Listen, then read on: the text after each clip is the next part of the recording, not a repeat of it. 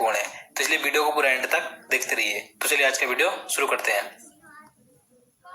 तो यहाँ पर आज का पहला क्वेश्चन है, लोकसभा का प्रोटेम अध्यक्ष नियुक्त किया जाता है।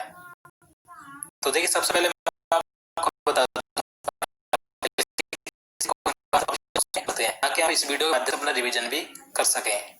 तो इसका आंसर ऑप्शन ही हो जाएगा भारत के राष्ट्रपति के द्वारा।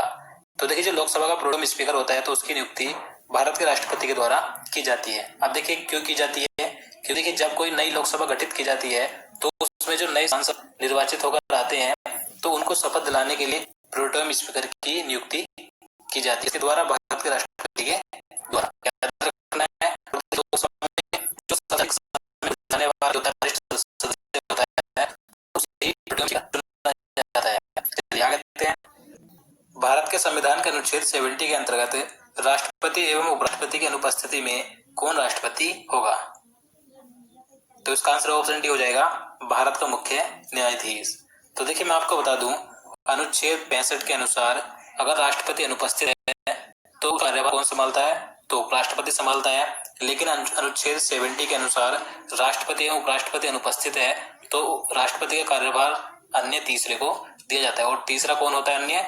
तो सुप्रीम कोर्ट का मुख्य न्यायाधीश होता है, याद रखना है। चलिए नेक्स्ट क्वेश्चन देखते हैं। निम्नलिखित राज्यों में से किस राज्य के विधानमंडल द्विसदनीय है? तो देखिए इस क्वेश्चन में बताना है कि इन चार ऑप्शन में से भारत का कौन सा राज्य है इसकी विधानमंडल द्विसदनात्मक है?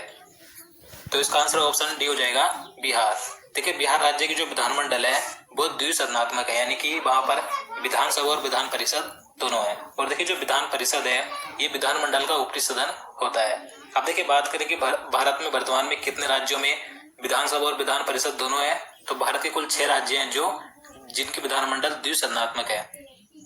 क्वेश्चन नंबर 4 है, भारत में एकल नागरिकता का प्रावधान किस देश के संविधान से लिया गया है? तो देखिए जैसे कि आप सभी को मालूम होगा कि भारत में एकल नागरिकता का प्रावधान है, तो ये किस देश के संविधान से लिया गया है? तो ये ब्रिटेन के संविधान से लिया गया है। तो इसका आंसर ऑप्शन भी हो जाएगा ब्रिटेन से। देखिए इसके अलावा ब्रिटेन से क्या क्या लिया गया है भारतीय संविधान में, जैसे कि संसदात्मक शासन प्रणाली, विधि निर्माण प्रक्रिया, विधि का शासन, मंत्रिमंडल प्रणाली, परमाधिकार लेख और संसदीय विशेष अधिकार। तो ये सभी ब्रिटेन से लिए गए हैं, याद रखना है। चलिए आगे देखते हैं। भारत के सर्वोच्च न्यायालय की आधिकारिक भाषा क्या है? तो देखिए जो भारत का सुप्रीम कोर्ट यानी कि सर्वोच्च न्यायालय है तो इसके कामकाज की आधिकारिक भाषा है इंग्लिश यानी कि अंग्रेजी। तो इसका आंसर ऑप्शन सी हो जाएगा अंग्रेजी, याद रखना है। देखिए बात करें सर्वोच्च न्यायालय की तो इसकी स्थापना कब हुई थी? तो 28 जनवरी 1950 को हुई थी। लेकिन याद रखना है 1937 में इसी सर्वोच्च न्यायालय को संघीय अदालत के रूप में जाना जाता था। लेकिन 28 जनवरी 1950 से इसे सुप्रीम कोर्ट की यानी कि सुप्रीम कोर्ट की स्थापना की गई। देखिए बात करें कि जो सर्वोच्च न्यायालय इसमें वर्तमान में कुल न्यायाधीशों की संख्या कितनी है? तो 34 है यानी कि 34 है, जिसमें कि 33 अन्य न्यायाधीश और एक मुख्य न्यायाधीश शामिल है। और देखिए जो सुप्रीम कोर्ट का मुख्य न्यायाधीश होता है तो इसके दायर की यानी कि होती है। तो भारत के प्रथम सुप्रीम कोर्ट के मुख्य न्यायाधीश कौन थे? तो H.J. कनिया थे, याद रखना है। चलिए आगे देखें। क्वेश्चन नंबर 6 है, भारत में राजनीतिक दल को मान्यता दी जाती है। तो देखिए भारत में कोई भी राजनीतिक दल हो, चाहे उस किसी पार्टी को राज्य की मान्यता लेनी हो चाहे केंद्र की, तो उस पार्टी को मान्यता कौन देता है? तो भारतीय निर्वाचन आयोग। तो इसका आंसर ऑप्शन हो जाएगा भारत निर्वाचन आयोग के द्वारा।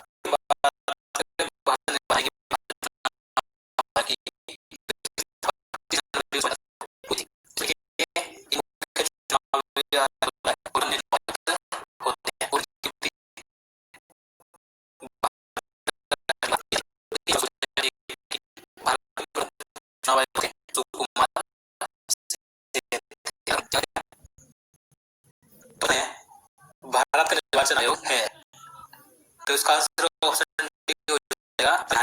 तो देखिए जो भारत का निर्वाचन आयोग है यह एक संवैधानिक निकाय है। और देखिए निर्वाचन आयोग से जुड़े उपबंधों का उल्लेख भारतीय संविधान के अनुच्छेद 324 में किया गया है। और मैं आपको पहले बता चुका हूँ कि भारतीय निर्वाचन आयोग की स्थापना कब हुई थी?